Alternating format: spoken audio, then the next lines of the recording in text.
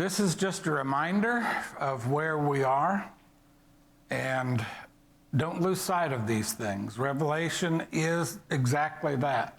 It is a revelation. It is not a mystery. So many people, they want to just look for everything.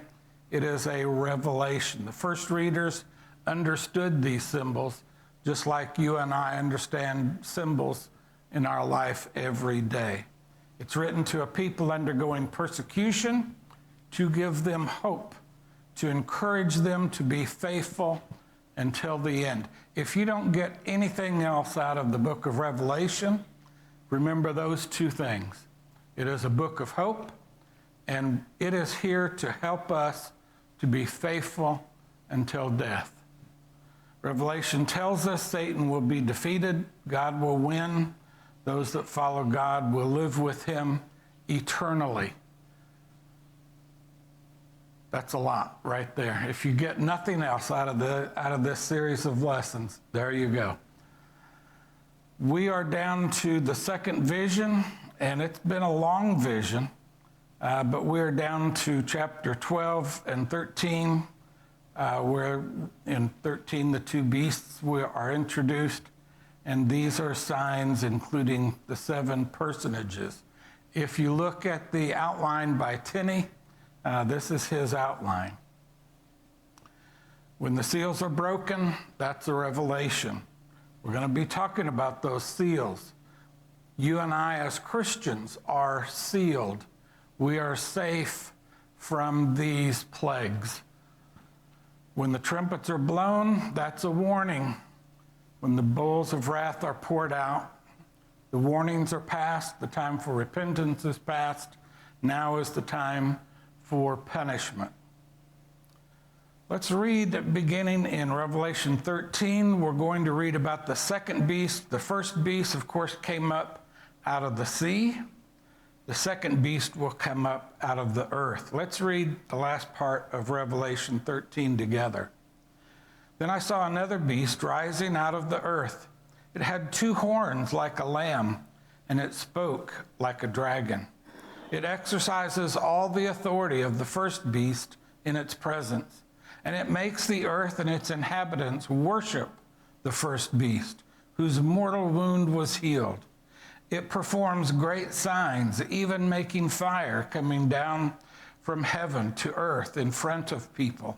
And by the signs that it is allowed to work in the presence of the beast, it deceives those who dwell on earth, telling them to make an image for the beast that was wounded by the sword and yet lived. And it was allowed to give breath to the image of the beast. So the image of the beast might even speak and might cause those who would not worship the image of the beast to be slain. It causes all, both small and great, both rich and poor, both free and slave, to be marked on the right hand or the forehead, so that no one can buy or sell unless he has the mark, that is, the name of the beast or the number of its name. This calls for wisdom. Let the one who has understanding calculate the number of the beast, for it is the number of a man, and his number is 666. Boy, I wish I had a nickel for every time somebody talked about 666, right? All right, what's these 2 beasts? The first beast is anti-Christian political power. If it helps you, just think of the first beast as the Roman emperor. Because remember how we told you they started calling them deity upon their death. And eventually they said, well, if I'm going to be a god when I die, I must be a god now. Now think about this. If you had absolute power, and how was it you said this a minute ago? No consequences. No conscience, no consequences. And these guys, they had absolute power, no conscience, and they suffered no consequences. That describes the Egyptian pharaohs. That describes the Roman emperors. And we're going to see this again and again. Now, this second beast is anti-Christian religious power. They are going to be the people that force people to worship the first beast, the Roman emperor. So they actually worshiped that first beast. They worshiped the Roman emperor. There was a Roman emperor cult. That's hard for us to imagine. We have separation of church and state here. You start trying to get church into politics, it's going to be a bad mix. Well, what's the deal? Their church was the state. They forced people, you are going to worship the emperor or you're going to be punished. And it's hard for us to imagine that. It's just so different from our culture today. He is called a false prophet. And really from now on in Revelation, it's going to be the beast and the false prophet instead of the second beast. So he is a religious con artist. So they would do things with their idols. They had fire coming down. They had, magic tricks. There are things that magicians do today that I don't understand.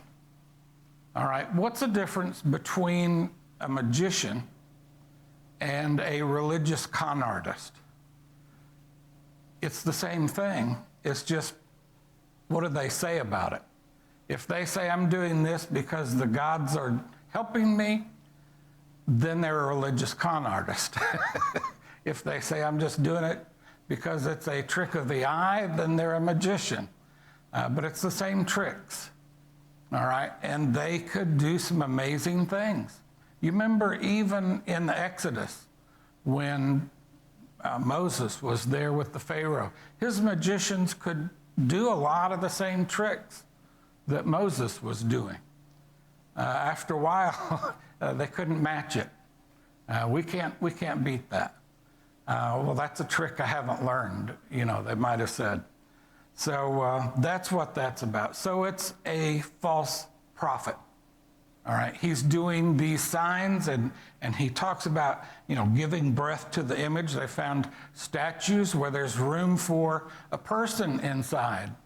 So they would actually be speaking from inside of that idol.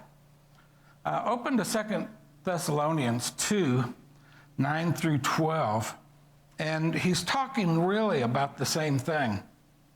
He says, the coming of the lawless one is by the activity of Satan with all power and false signs and wonders, and with all wicked deception for those who are perishing, because they refused to love the truth and so be saved. Therefore, God sends them a strong delusion so that they may believe what is false, in order that all may be condemned who did not believe the truth, but had pleasure in unrighteousness. Now think about that. If you have a tendency, I want to follow this way, you can find ways to substantiate that. You can find, all the support you need to believe whatever you want to believe. What's the Bible talk about? People that have itching ears and they follow these false truths. Fake news. They follow it. Why? Because that's what they want to hear. And you can find support for that. Open to Mark 13, beginning in verse 21. And here Jesus is talking, and he says, look, if anyone says to you, look, here is the Christ. Look, he is there. Do not believe it. For false Christs and false prophets will rise and show signs and wonders to deceive, if possible, even the elect. But take heed. See, I have told you all things beforehand. So what's the secret? We look to Jesus always for our truth. If somebody comes up and they say something different than what Jesus or his selected apostles say, you need to be careful. You need to avoid that. Why? He's already told us the truth. We're not going to come up with a new truth to match this generation. The truth is going to be the same, no matter what generation, no matter what culture. The truth is the same. So there is a quote from Pliny, who was a Roman governor, and he is writing to Trajan, who was an emperor after Domitian. So usually we say Revelation was written during the reign of Domitian. We talked about that in the introduction. So he's talking about the concilia, and I'm not sure exactly how you say that. They're on number 8. It's an agency to enforce emperor worship. That's hard to imagine for us today, living in the U.S. Imagine having a government program to force you to worship the emperor. What's the thinking behind that? You got somebody out of line. Anytime there's a problem, it's going to be this guy's fault. You got the whole town believing and worshiping in the emperor, but you got this little group over here, they're not worshiping the emperor. So if we have a drought that destroys the crops, whose fault is it? Well, it's these guys. So there was a group. Imagine we just had the FBI us to worship the president. That's kind of what we're talking about. It's hard to imagine that. But this quote here from Pliny, who was a Roman governor, he is not a Christian, but he's telling worship. And he said, those who refused to burn incense to the royal image were disenfranchised politically, ostracized socially, and boycotted commercially. If social and economic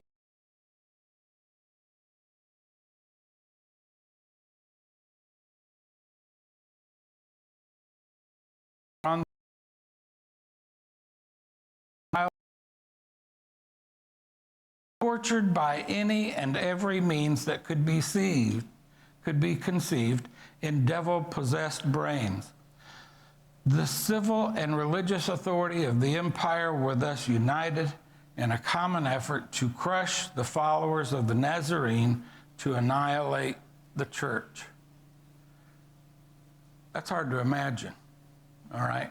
Here you are worshiping Jesus Christ, the Nazarene, and because of that, you could be killed, you could be outcast, you could be thrown to wild beasts.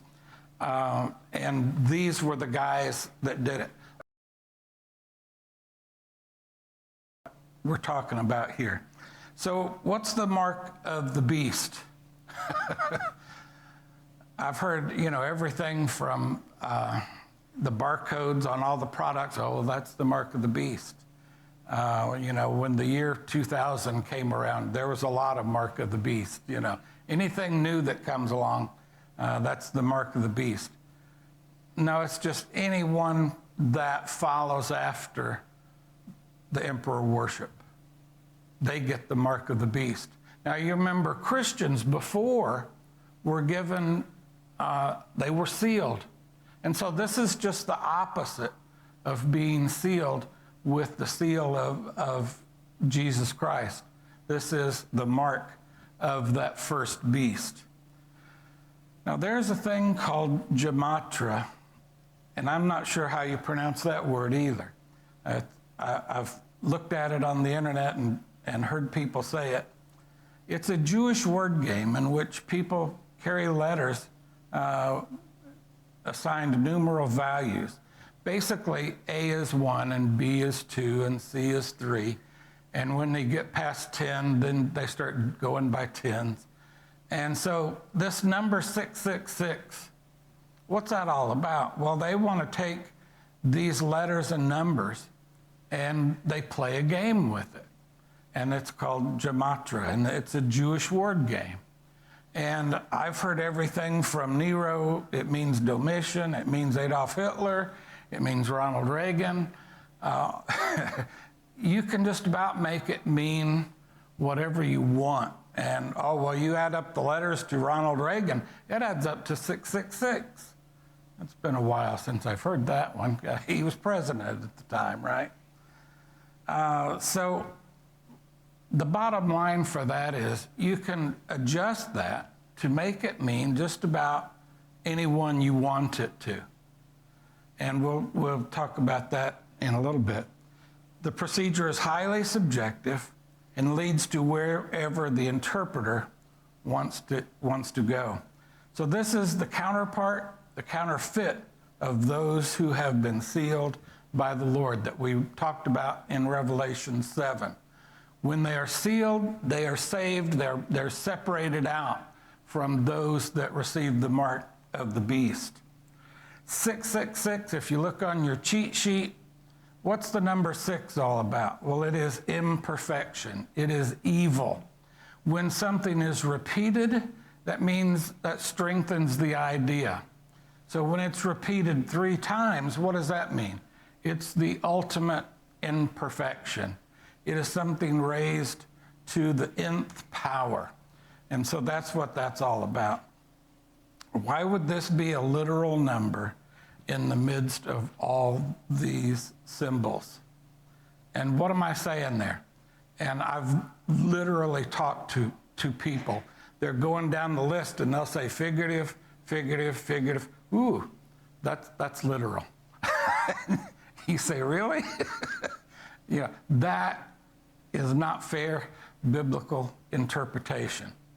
It is a book of symbols. Guess what? 666 is a symbol also. It's not the number of a man, a specific man. It is the number of man in general. It's something that is imperfection raised to the nth degree is what that is. All right, so this mark of the beast. You can't go to the market and buy food for your family unless you worship the emperor, is what that's saying. How are you going to take care of your family? How are you going to survive if you don't worship the emperor and you say you're a Christian and you're killed and your family's left desolate? That's what we're talking about. That's how serious this is. A side note on Gematria, someone with ingenuity, the number can be made to fit almost anyone and anything. Revelation is a book of symbols. It's not a book of riddles. Remind yourself of that again and again. And if I put this away for 6 months and I come back and read it, what is that? I have to kind of get back in the mindset. I don't know if you guys are like that or not. I have to get back into it. Frank Pack shared 4 semi-humorous rules for nominating our own candidates for the 666 award. You know, if I was on the ball, I could have done this for Michael. Make your name equal 666. I did not. I didn't even think about it. I should have. If the proper name doesn't add up, add the title. If it doesn't add up in Greek, try Hebrew or Latin. Don't be particular about the spelling or about using all the letters. If hard-pressed, invent a name. And that's basically what people do. These are the unstated rules that they have come up with. Don't get excited about this. Just kind of shake your head and move on, all right? This is just somebody playing with numbers, and it doesn't mean anything, all right? It's just something that is imperfect, raised to the nth degree. All right, looking back at your outline,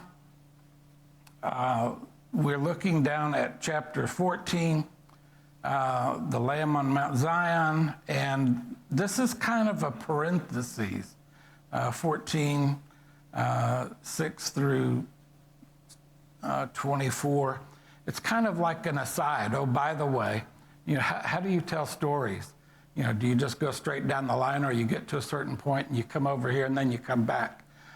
This is kind of a parenthetical statement. The angelic messages, before we start pouring out the bowls of wrath. All right, the 144,000 is going to be coming back up. We've talked about them before. Who remembers what we said they were? They are representative of all the faithful from both covenants. And so they are the same as in Revelation 7. They represent all of God's faithful. Let's read Revelation 14, beginning in verse 1. Then I looked, and behold, on Mount Zion stood the Lamb, and with him 144,000 who had his name and his father's name written on their foreheads.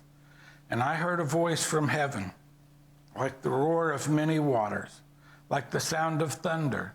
The voice I heard was like the sound of harpists playing on their harps. And they were singing a new song before the throne and before the four living creatures and before the elders. No one could learn that song except the 144,000 who had been redeemed from the earth. It is these who have not defiled themselves with women, for they are virgins. That is, or it is these who follow the Lamb wherever he goes. These have been redeemed from mankind as first fruits for God and the Lamb. And in their mouth no lie was found, for they are blameless. All right, what's going on here? We've got this 144,000. That's all the faithful. The singing was like the sound of many waters, the sound of loud thunder, the sound of harpists playing on their harp. Are we going to try and make this literal harps? You want to take this one thing and make it literal. Oh, well, there's harps in heaven. We should be able to have them when we worship. Think about this. Jesus said, in heaven there is no marriage. There's no giving in marriage. We want to make that literal here on the earth. We should not get married. When you take it, we've talked about this in the introduction. What's the rule here? Don't take some obscure passage and make it the main theme for your doctrine. And this is an obscure passage. Number one, this is like the sound of a harp. It's not a harp. Number two, this is all symbolic. It's not literal, all right? We could go on and on about that. Look at verses 4 and 5. They had the new song no one could learn except the 144,000. They've got the mark of Jesus Christ and of God on their forehead. It's not going to be hard for God to see who's his people. It's right there on your face. And it's not going to be the mark of the beast. It's going to be the mark of Jesus Christ. We talk about the judgment, and whatever else we can say, God is going to judge righteously. And, in the back of my mind, I remember growing up, I thought, well, judgment is going to take forever. But we've got forever because there's no time limit there. And then I thought, as I've grown through the years, I thought, well, judgment's not going to take long at all. Number one, God can actually multitask really well. And so he can take care of all this at the same time. Well, time's really not a problem, but even still. And then number two, what mark's on your face? Who have you been following is the idea. And it's not going to be hard for God to tell. It's not going to take a long deliberation is the idea. Now, it talks about two groups of people, and I'm not seeing it right now. Those who have not defiled themselves with women, for they are virgins. We'll come back to that. These are qualities needed to gain the victory, and they're listed here: to be faithful, to be a follower, to be first fruits, and to be faultless or blameless. Now, we don't usually think, hey, I'm blameless. If I ask for a show of hands, who in here thinks they are blameless? Well, hopefully nobody would raise their hand. But technically, well, yeah, we are. All right, we'll talk about that. First, the idea of being faithful. This means not defiled. All right? Very often in the Old Testament, God compared his relationship with Israel to that of a man and his wife. I've taken care of you like my wife. And even Hosea, when you look in Hosea 4 and verse 12, you've got God saying, my people inquire of a piece of wood. He's talking about idols. And their walking staff gives them oracles. For a spirit of whoredom has led them astray, and they have left their God to play the whore. You remember God told Hosea, I want you to marry a woman out of harlotry. And very often these prophets were told to do crazy things because they were going to serve as an example. And the first child that's born, it's Hosea is the father. The second two children that are born, she just has children, if you read there. What's going on? Well, she's played the harlot. All right, she has gone out to other men, which is what harlots do, I guess. And God says, that's the way Israel is treating me. That's how God feels about it when we follow after other things and not God. When that's where we're going, all right? He compares them, and that's how God feels. Imagine how you would feel. Here's your partner going off with other partners. That's how God feels, all right? When Revelation is talking about those that play the harlot, they've not defiled themselves with women. Okay, he's using that as a comparison. They've gone after false gods. They've put other things before me, is what he's talking about. They are a follower of the Lamb. Well, let me back up. 2 Corinthians 11:2. Let me read that. Paul says, I wish you would bear with me in a little foolishness. Do bear with me. I feel a divine jealousy for you, since I betrothed you to one husband, to present you as a pure virgin to Christ. That's how Paul felt about leading people to Christ. This same idea of a husband and wife. And here in Revelation, at the end, how is the church going to be presented to Christ? As a bride presented to the groom. That's how it is. That's how we feel. All right, we are a disciple, which means a follower. Here, 1 Peter 2:21, for to this you have been called because Christ also suffered for you, leaving you an example that you might follow in his steps. Hebrews talks about holding up Christ. That's who we follow. We're not following a man. I don't care how dynamic or wonderful he is. He's not the guy we're following. And so many times people will follow a man and they're not following Jesus Christ. We see that today all the time. And of course, there's many verses that go along with that. The idea of first fruits. Coming again from the Old Testament, Exodus 23:19, the best of the first fruits of your ground you shall bring to the house of your Lord. That was the first of the harvest. The best would go to the Lord. Of course, that would support the Levites and the priests in their family. What do we do when we give our first fruits? The money that we earn, the time that we have. We don't, so many times we just give God the dregs, and that's another sermon we could talk about, but we just give God the leftovers.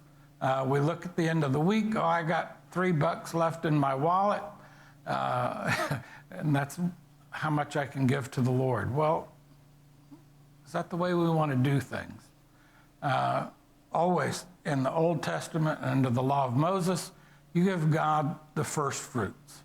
All right? James 1:18. Of his own he brought us forth by the word of truth, that we should be a kind of first fruits of his creature. James says you and I are the first fruits. Now, blameless, does that mean perfect or without sin? No, not really. All right. 1 John 1:7, if we walk in the light as he is in the light, we have fellowship with one another, and the blood of Jesus, his son, cleanses us from all sin. Of course, we go back to this verse a lot. Why? When we're walking in the light, it's present progressive. That blood is cleansing us. And that's washed in the blood. Can you say you are blameless at that point? We're washed in the blood. The sins are washed away. Why? I'm walking in the light. All right. Colossians 1:22. Let me start in 21. And you who were once alienated and hostile in mind, doing evil deeds, he is now reconciled, brought back together in his body of flesh by his death, in order to present you holy and blameless and above reproach before him. Think about that. The whole idea of being a Christian is so that we can be presented holy and blameless and above reproach. Sometimes there's two extremes, really, to think too highly of ourselves and nothing has any consequence, and then to think too lowly of ourselves is the opposite extreme. And that both of these extremes are bad. All right? We are holy. Why? We're walking in the light. We're blameless. Does that mean we have no sin? No, it doesn't mean that at all. It means I'm walking in the light.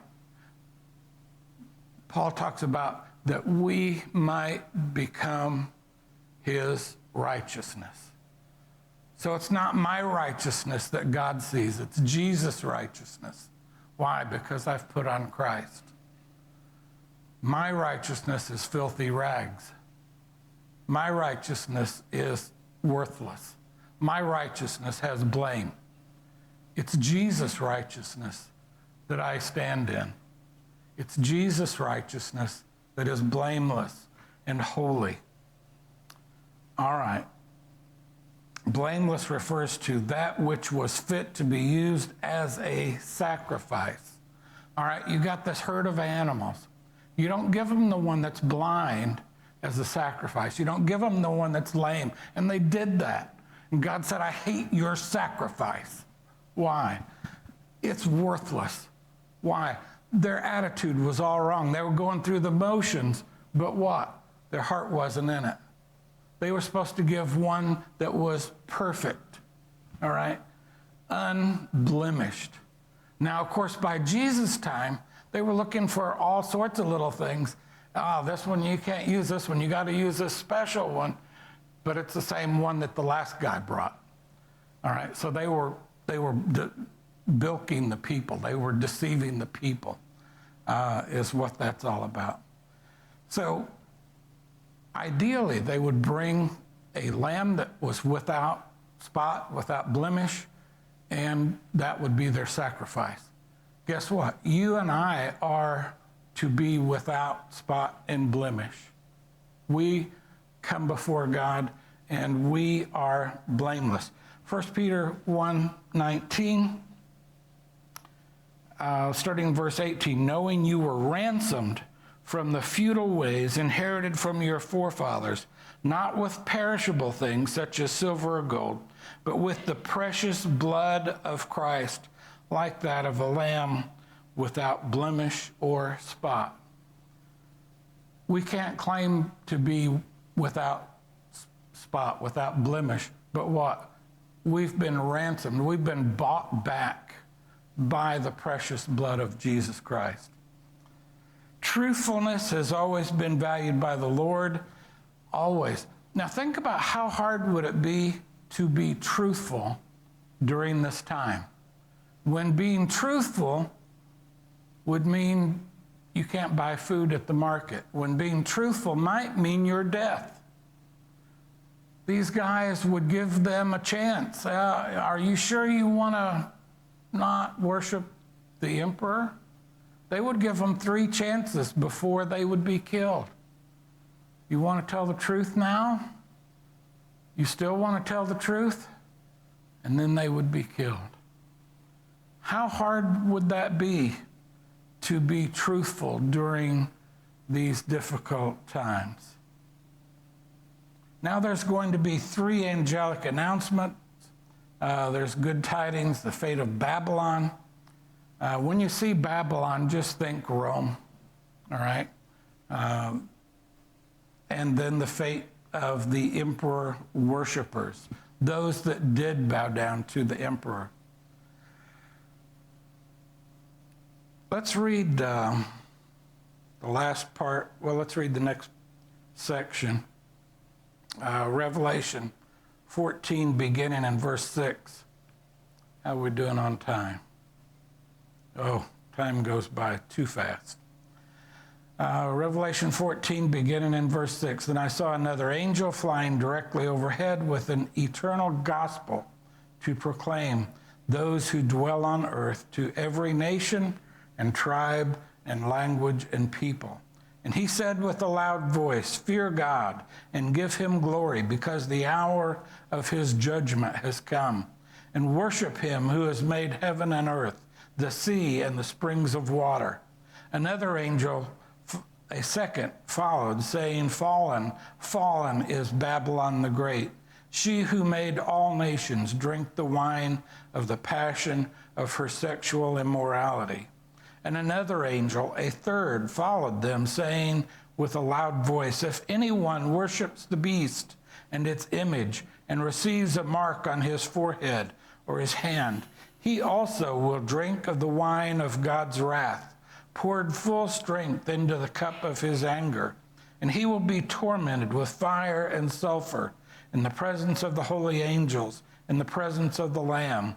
And the smoke of their torment goes up forever and ever, and they have no rest day or night, these worshipers of the beast and his image, whoever receives the mark of its name.